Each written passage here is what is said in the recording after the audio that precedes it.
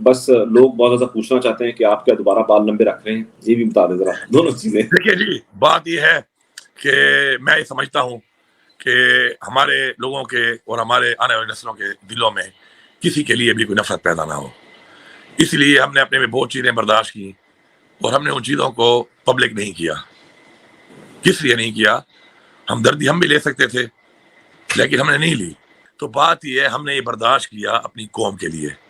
ہم نہیں چاہتے کہ ہمارے کسی فرد واحد کی وجہ سے یا کچھ لوگوں کی سوچ کی وجہ سے کل کو ہمارے بچے ہمارے ان اداروں کے بارے میں کچھ غلط سوچیں. ہماری وجہ سے، ہماری کسی بات کی وجہ سے ہم نے دل میں پتھر رکھ کے ان چیزوں کو ہضم کیا ہے، ان چیزوں کو برداشت کیا ہے اور کرتے رہیں گے. یہ تا قیامت اپنے ساتھ ہم لے کے جائیں گے. کس کے لیے؟ اپنے اداروں کی عزت کے لیے، اپنے لوگوں کے اندر اپنے اداروں کی محبت قائم رکھنے کے لیے، اپنے بچوں کے اندر اپنے اداروں کی اور اپنے سسٹم کی محبت اور عزت قائم رکھنے کے لیے. اس سے بڑی محبت وطنی نہیں ہو سکتی. لیکن مجھے نہایت افسوس ہے کہ جب ہماری تصویریں لگائی گئیں، بینر لگائے گئے اور لکھا گیا غدار وطن، کیا ہم غدار وطن ہیں جو آج اپنے اوپر ہونے والے ظلم کو بیان تک نہیں کیا، کسی کو ذکر تک نہیں کیا، ایون اپنی پرائیویٹ محفل میں بھی اپنے بچوں کے سامنے بھی نہیں کیا کہ ان کے دل میں کوئی بات نہ آئے؟ تو کیا ہم غدار وطن ہیں؟ میرے والد صاحب نے 2 جنگیں لڑی ہیں، میرے بھائی نے کارگل کی جنگ لڑی ہے، UN مشن میں صومالیہ وہ لڑتا رہا ہے 1 سال. آج کیا میں غدار وطن ہوں؟ کیا میری یہ غداری یہ ہے کہ میں اگر حق کی بات کروں کہ شہباز شریف چور ہے اور شہباز شریف ملک کے اندر جو ہے فسائیت کر رہا ہے، شہباز شریف یا زرداری یا ایسے لوگوں کے میں پوائنٹ آؤٹ کرتا ہوں کہ یہ لوگ چور ہیں، انہوں نے پیسہ بنایا ہے چوری کا، تو یہ غداری ہو گئی ہے؟ تو اگر یہ غداری ہے، سچ کہنا غداری ہے، حق کی بات کرنا غداری ہے، تو پھر تو میں سمجھتا ہوں کہ میرے والد نے بھی جنگیں تو حق کے لیے لڑی تھی، سچ کے لیے لڑی تھی، پاکستان کے لیے لڑی تھی. تو اگر میں ایسی بات کرتا ہوں اور میں اس بات سے غدار ہوں کہ میں پاکستان کے لیے کچھ کہوں، سچ کی بات کروں، حق کی بات کروں، جو مجھے میرے اللہ تعالیٰ نے بھی حکم دیا ہے امر بالمعروف کا، تو پھر ٹھیک ہے. اگر اس چیز کو غدار کہا جاتا ہے تو پھر تو میرے خیال میں غدار ایک آنر ہے اس ملک کے اندر بجائے بدنام ہونے کے.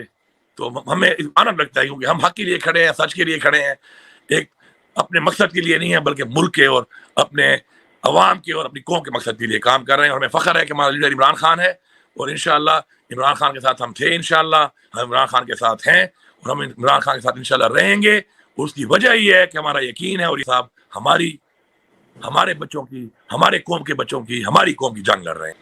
ہمیں وہ فیسلٹیز نہیں دی گئی جو بحیثیت ایک جس طرح عمران خان کو نہیں دی جا رہی پرائم منسٹر، یا جس طرح ہمیں بحیثیت ایک ایکس فیڈرل منسٹر ہمیں ملنی چاہیے تھی. ہم نے مانگی بھی نہیں ہے. آپ نے کبھی بھی نہیں کہا ہوگا کہ آپ یقین کریں، آپ پتہ کر لیں کہ میں نے کبھی بھی میں نے یہ نہیں کہا کہ میری طبیعت خراب ہے مجھے اسپتال شفٹ کرو. آپ کے جیسے بیمار سارے بیماروں کے اسپتال میں شفٹ پڑے ہوتے ہیں. آپ دیکھ لیں ہمارا کوئی بندہ کوئی پلی کر رہا ہے اس چیز کی کہ جی ہمیں اسپتال شفٹ کیا جائے، ہم بیمار ہیں. اب یہ بھاگ رہے ہیں، بیمار ہو جاتے ہیں. یہ کہنے دیجیے یہ والی بات کہ آپ جو یہ نفرت کے بیج بو رہے ہیں نہ بوئیے. آپ ان نفرت کے بیجوں کو بو بھی رہے ہیں، ان کو پانی بھی دے رہے ہیں، ان کو ہوا بھی دے رہے ہیں اور ان کو سورج کی روشنی بھی مہیا کر رہے ہیں. اور یہ بہت تیز بہت جلد ایک تناور درخت بن رہے ہیں. یہ چیزیں لوگوں کے ذہنوں سے نہیں نکل پائیں گی، لوگ ان کو نہیں نکال پائیں گے. جتنے لوگوں کو آپ اٹھا رہے ہیں، جتنے لوگوں کے ساتھ فسطائیت، جبر، ظلم، تشدد، ریاسی دہشت گردی کر رہے ہیں، یہ وہ لوگ نہیں ہیں، یہ پورے کے پورے خاندان ہیں. یہ کبھی نہیں بھول پائیں گے.